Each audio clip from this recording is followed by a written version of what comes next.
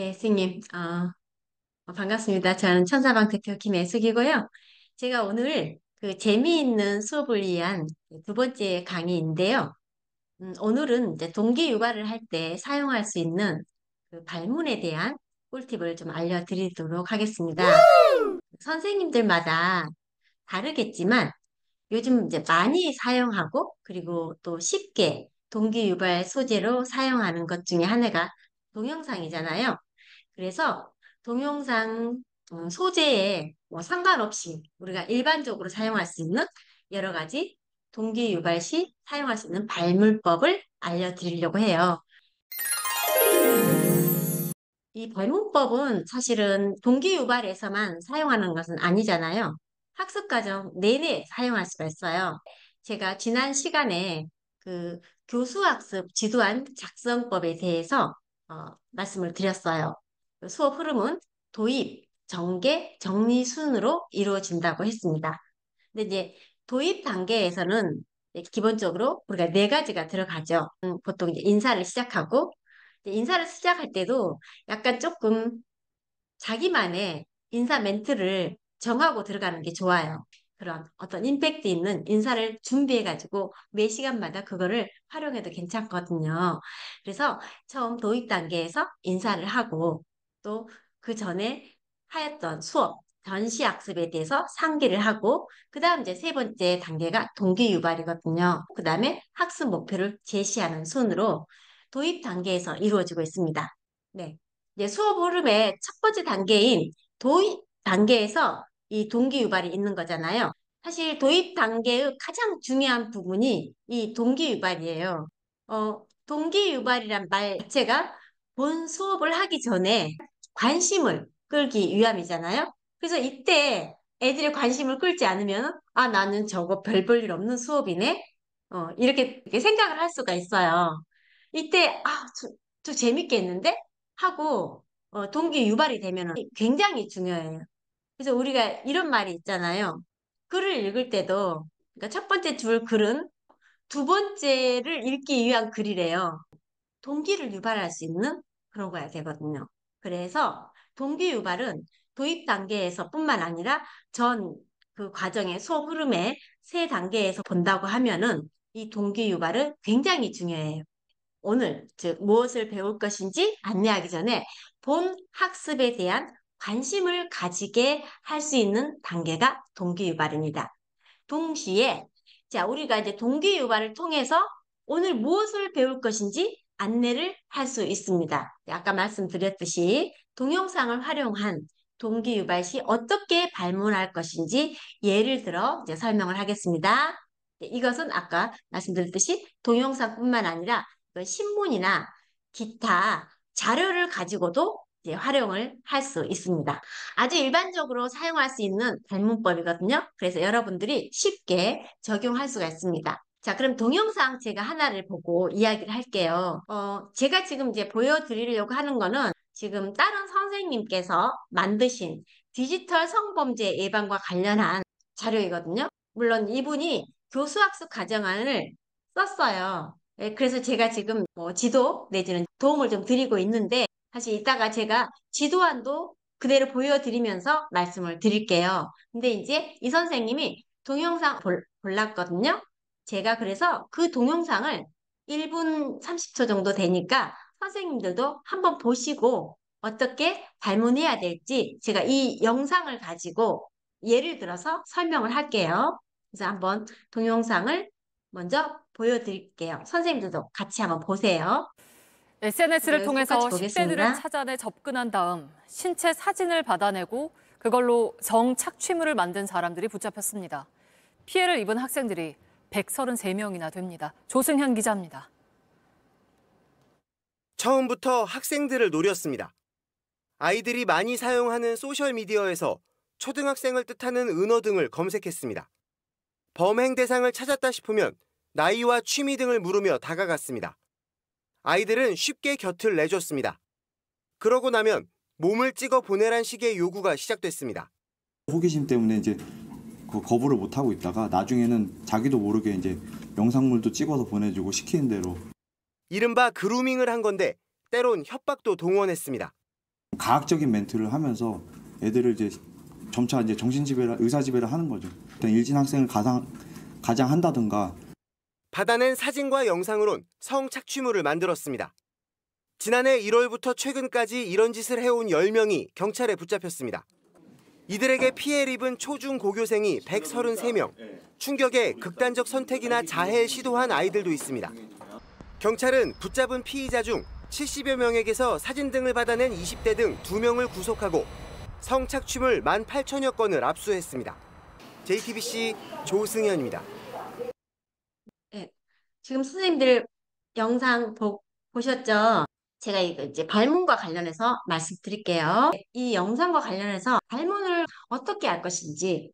자, 우리가 영상을 많이 보여주잖아요. 근데 이때 아이들이 어떻게 발문을 할 것인지 그냥 무조건 이거 보고 느낀 점이 뭐야? 하고 이렇게만 할 수는 없잖아요. 그래서 구체적으로 아이들에게는 이야기해주면 좋거든요. 그리고 이 발문을 선생님이 하는 이유는 또 이 학습 목표와 연관해서 발문을 해야 되는 거잖아요. 자, 이 영상을 보고 느낀 점 한번 이야기해 볼까? 이렇게 하는 것보다 어떤 식으로 하면 좋을지 제가 하나씩 말씀을 드리겠습니다. 자, 발문의 시 첫 번째, 우리가 보통 이제 경험에 대한 이야기를 많이 하잖아요. 경험에 대한 발문을 할 수가 있습니다. 여러분, 이 영상을 보고 혹은 이 자료를 보고 여러분도 이런 비슷한 경험을 한 적이 있나요? 라고 이렇게 물어본다는 거예요.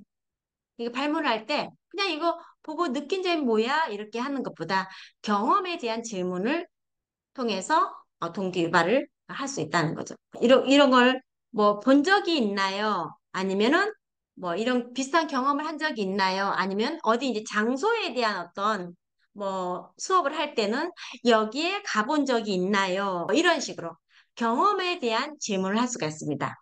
그 다음에 두 번째 발문법은 아까 처음에 제가 이야기했듯이 이 영상을 보고 느낀 점은 무엇인가요? 이제 이런 거. 요건 조금 이제 두루뭉실한 거잖아요. 세 번째는, 그러니까 아까 첫 번째 같은 영상의 경험은 이런 식으로 할 수가 있겠죠. 여러분들 중에 혹은 주변에서 SNS로 인해 이런 피해를 본 경험이 있을까요? 혹시 주변에서 이런 거 본 거 있을까요? 아니면 내가 이런 피해를 본 경험이 있을까요? 이렇게 경험에 대한 질문을 할 수가 있고요. 두 번째는 아까 이 영상을 보고 느낀 점은 무엇일까요? 하고 발문할 수가 있어요. 그다음에 세 번째는 비교를 통한 발문이 있습니다. 지금 이 영상에서는 딱히 비교라고 하기, 이런 발문을 하기가 좀 그렇긴 하지만 이제 보통 A와 B 그 내용상에 그런 게 있으면은 A와 B를 보고 어떤 차이를 느낄 수 있었나요? 하고 이 비교 발문을 할 수가 있어요. 혹은 사람을 비교할 수도 있겠죠. 예를 들어서 자, 철수와 영희의 행동을 보고 어떤 차이가 있었나요? 혹은 어떤 공통점을 느낄 수 있었나요? 라고 물어볼 수가 있어요. 그래서 이런 비교 발문을 하는 것도 좋고요. 이 영상에서는 이렇게 좀 할 수가 있을 것 같아요. 여러분들이 방금 본 영상에서 그러니까 오픈 채팅을 할 때 영상물을 찍어서 보낸 경우와 보내지 않았을 때 어떤 차이가 있을까요? 라고 비교 발문을 할 수가 있습니다. 그 다음에 네 번째는 이제 핵심 그 인상적인 장면. 예를 들어서 여러분들이 이 영상을 보고 가장 중요한 장면은 무엇이라고 생각하나요? 혹은 가장 인상적인 장면은 무엇이라고 생각하나요? 라고 이런 질문을 할 수가 있고요. 그 다음에 다섯 번째는 자, 영상에서 주인공이 어떠어떠한 뭐 한 이유는 무엇일까요? 라고 물어보면 됩니다. 그래서 그렇게 발문하는데 지금 방금 본 영상에서는 이제 예를 들어 이런 발문을 할 수가 있겠죠. 여러분들이 방금 본 영상에서 피해자들이 성착취를 당한 가장 큰 이유는 무엇이라고 생각하나요? 그래서 여기는 이제 주인공이 따로 있는 건 아니니까 자, 이 피해자들이 성착취를 당한 가장 큰 이유는 무엇이라고 생각하나요? 그래서 뭔가 주인공이 무엇을 한 이유는 아니면 누구누구가 무엇을 한 이유는 뭐라고 생각하나요? 라고 발문하시면 됩니다. 그 다음에 이제 여섯 번째는 이것도 굉장히 도움이 많이 돼요. 핵심어 알아보기. 그러니까 이제 텍스트나 영상 자료를 볼 때 여러분들이 본 핵심 단어는 무엇이라고 생각하나요? 그래서 지금 여러분들이 본 영상에서 가장 핵심 단어는 무엇이라고 생각하나요? 라고 물어보면 애들이 그런 말을 하겠죠. 피해자라는 말이 저는 와닿았어요. 아니면 SNS, 또 그루밍, 호기심, 뭐 협박, 뭐 정신지배, 성착취물 이런 단어들이 막 나오겠죠. 그러면 이게 수업을 하기가 매끄럽거든요. 일곱 번째, 만약 여러분이 누구누구라면 아니면 어떠어떠한 상황이라면 어떻게 할까요? 라고 물어보는 거죠. 그래서 방금 그 영상 같은 경우에는 만약 여러분에게 누군가 다가와서 개인 정보를 물어본다면 여러분들은 어떻게 할까요? 혹은 만약 여러분에게 누군가 다가와서 SNS에서 친절을 베풀었을 때 어떻게 할까요? 라고 이 상황에 대해서 물어보면 되겠죠. 네, 여덟 번째는 자, 이런 것도 할 수 있어요. 영상을 틀어주고 난 다음에 물어보는 게 아니라 영상을 틀어주기 전에 미리 이제 과제를 좀 주는 거예요. 자, 여러분들 이 영상을 볼 때 두 사람의 차이점이 무엇인지 잘 보고 이야기해 봅시다. 동기 유발을 하는 경우도 있거든요. 이렇게 하는 경우는 미리 영상을 보기 전에 하기 때문에 애들이 자, 그거에 포커스를 맞춰서 집중을 하게 되거든요. 그러면 발문을 했어요. 발문을 했는데 그럼 이때 어떻게 피드백을 할 것인지 발문만 딱 꺼내놓고 그래 그래 알았어 이렇게 하면은 뭔가 좀 수업이 매끄럽지 않거든요. 이랬을 때 간단하게 제가 이제 진행하는 방법 좀 알려드리려고 해요. 예를 들어서 영희가 선생님 질문에 대해서 아까 핵심어를 이야기했어요. 저는요 SNS라고 생각해요 라고 답변을 했다고 봐요. 이렇게 했을 때 선생님들이 피드백을 해주셔야 되잖아요. 그러면 이 피드백은 다른 학생의 참여를 적극적으로 유도할 수 있기 때문에 매우 중요해요.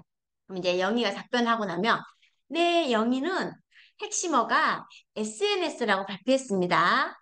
큰 소리로 발표를 아주 잘했어요. 자, 그러면 혹시 여러분 영희와 생각이 다른 친구가 있나요? 이런 식으로 다른 발표를 유도합니다. 혹은 영희와 비슷한 생각을 가진 친구가 있을까요? 라고 이런 식으로 선생님들이 다른 의견을 더 듣고자 할 때 말을 하면 좋습니다. 그럼 이제 이번에 예를 들어서 철수가 손을 들어서 발표를 했어요. 그러면 네. 손을 번쩍 들어준 철수가 발표 한번 해볼까요? 라고 다른 친구를 지목합니다. 그러면 이제 예를 들어서 철수는 이제 답변을 했어요. 그러면 이런 식으로 말하는 거죠. 네, 철수가 그루밍이라고 발표를 잘 해주었습니다.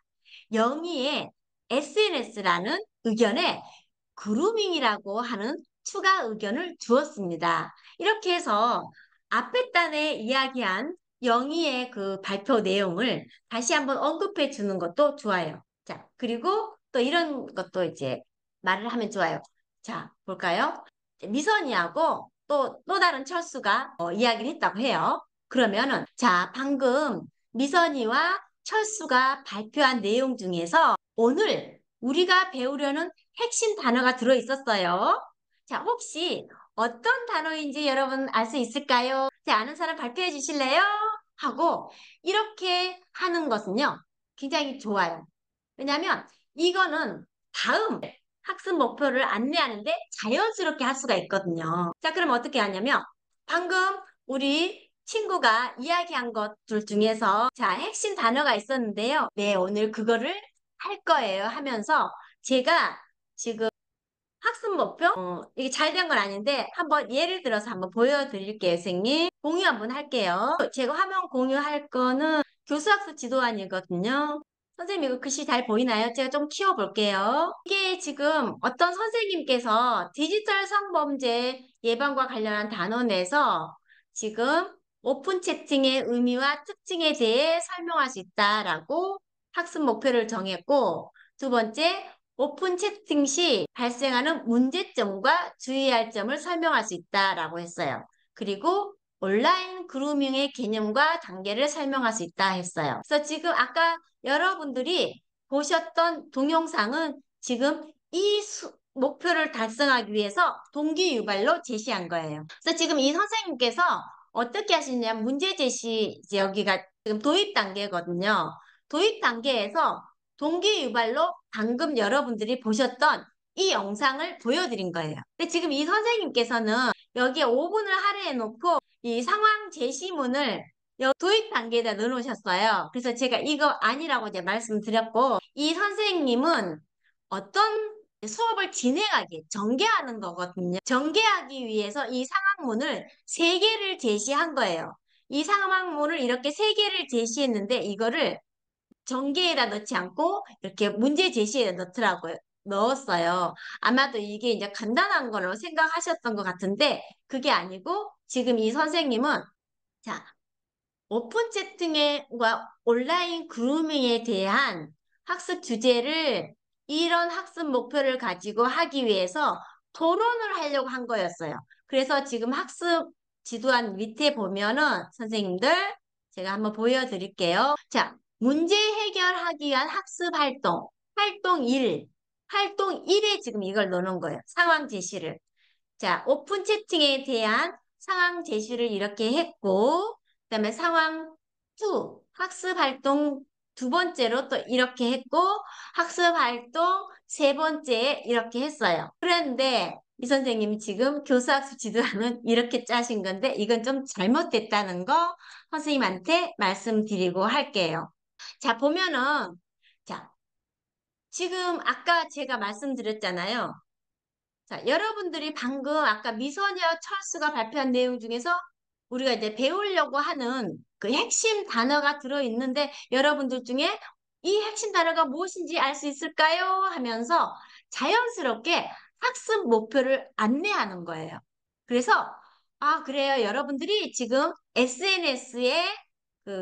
SNS라는 걸 이야기했었고 예를 들어서 뭐 아까 나온 그 영상 내용 중에 있었던 것 중에서 또 뭐 그루밍이란 말도 있었고 또 뭐 성착취물 이런 말들이 있었잖아요.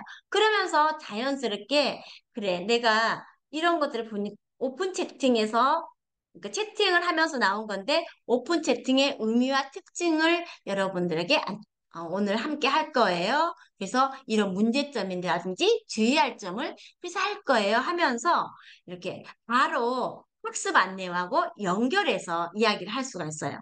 그래서 최근에는 학습 목표 제시를 이렇게 학생 입을 통해서 자연스럽게 이끌어내고 있거든요.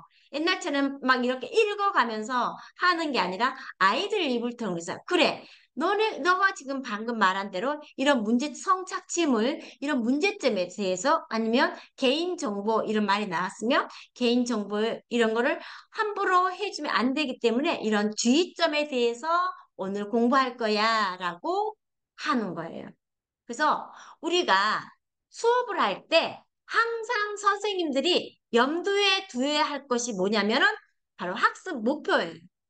학습 목표는 자, 내가 무엇을 가르칠지 학습 목표에 들어가 있잖아요. 그러니까 무엇을 가르칠 것인지 동기 유발도 그때 해야 되는 거고, 즉 학습 목표 이런 가르칠 내용을 염두에 두고 해야 돼요. 그래서 수업이라는 것은 일관성이 있어야 되거든요. 자, 처음 동기 유발 단계에서 내가 가르치고자 하는 학습 목표 내용이 들어가야 되고, 그다음에 학습 목표 제시하고, 그다음에 전개할 때도 항상 학습 목표와 연관해가지고 해야 돼요. 그래서 아까 이 선생님도 보면은 이제 학습 활동 1이 있었고, 학습 활동 2, 3이 있었어요. 그래서 1, 2, 3에 이 학습 목표와 연관된 내용들이 이제 들어가면 돼요. 그래서 수업이라는 것은 이렇게 일관성을 가지고 하면은 아이들이 자연스럽게 집중을 할 수밖에 없습니다. 지난 시간에도 말씀드렸듯이 수업은 일관성이 있어야 하는 것이고 그래서 수업을 위한 지도를 미리 그려야 하는 거예요. 여러분들은 이제 발문하는 것 정도는 그냥 즉흥적으로 해도 되지 않을까 싶은데 발문하는 것을 계획을 해서 들어가야 돼요. 그리고 선생님들이 생각하기에 또 어떤 선생님들 발문을 막 여러 개를 막 하는 경우가 있어요. 여러 개를 하면은 수업 시간은 한정되어 있는데 이것저것 하면 안 되거든요. 그래서 발문도 정해놓고 해야 돼요. 발문이라는 거는 개수를 정해놓고 해야 돼요. 특히 동교육발 같은 경우는 발문을 많이 할 수가 없잖아요. 한정된 시간이 있고. 그렇다고 해서 전개를 할 때에도 수업 시간 내에 발문을 정해놓고 해야 돼요. 아까 보면은 제가 아까 잠깐 보여드렸잖아요. 학습활동 1, 2, 3이 있어야 되는데 학습활동 1, 2, 3에도 이러한 것들이 들어가야 되는 거고 그래야지 일관성인데 자 이제 지난 시간에 아까 말씀드렸을 때 일관성이 있어야 된다고 그랬잖아요. 그래서 교수학습 과정안이 꼭 필요한 거예요. 그래서 아까 이제 제가 이야기를 좀 하다가 좀 끊겼는데 발문을 여러 개 하면 안 되고, 아까 이 선생님께서 세 개의 학습 활동 1, 2, 3 해가지고 그 토의 내용을 올렸잖아요. 그러니까 이러한 경우도 어차피 그것이 발문과 비슷한 거예요. 애들에게 자, 이 내용을 가지고 우리가 토의를 할 거야. 그러니까 거기에 내용이 다 있는 거잖아요. 그래서 그 학습 자료를 가지고 이야기할 때도 거기에 뭔가 질문성이 있으면 좀 좋아요. 자, 좀 정리를 하자면 수업의 흐름을 알 수 있는 이제 도입, 전개, 정리해서 반드시 학습 목표를 기반으로 해서 내용들이 기술되어야 하고요. 자, 이제 여러분들이 오늘 지금 동기유발 자료 활용 시 발문법에 대해서 알아보았는데 이 발문법은 꼭 동기유발에서만 쓰는 건 아니에요. 선생님들이 그 전개 단계에서도 자료를 제시하게 되잖아요. 이럴 때도 이 발문법을 활용을 하면 도움이 됩니다. 그래서 좀 정리를 하자면 발문하는 방법에는 첫 번째, 경험에 대한 질문을 한다. 두 번째, 뭔가 영상을 시청하거나 자료를 보고 느낌을 묻는 발문법이 있고요. 세 번째는 비교를 통한 발문을 할 수 있습니다. 네 번째는 가장 중요한 장면 혹은 인상적인 장면을 이야기하기. 다섯 번째는 영상에서 이 주인공이 어떠어떠한 행동을 한 이유는 무엇인가요? 라고 주인공의 이야기를 언급하는 거. 여섯 번째는 핵심어를 알아보는 거. 그 다음에 일곱 번째는 상황을 대입해서 만약 여러분들이 누구누구라면 또는 어떠한 상황이라면 어떻게 했을까요? 라고 상황을 대입해 보는 거예요. 여덟 번째는 영상을 보기 전에 미리 과제를 제시해서 집중하게 해서 동기를 이끌어내는 그런 방법이 있다고 오늘 말씀드렸습니다. 이 방법은 대부분 동기유발 재료에 공통적으로 들어가는 영상이나 이런 자료들을 활용했을 때 할 수 있는 방법입니다. 여러분들이 수업 활용 시 활용하면 좋은 팁이 될 거라고 생각합니다. 저는 강의 여기서 마치도록 하고요. 여러분들 많이 도움이 되었으면 합니다.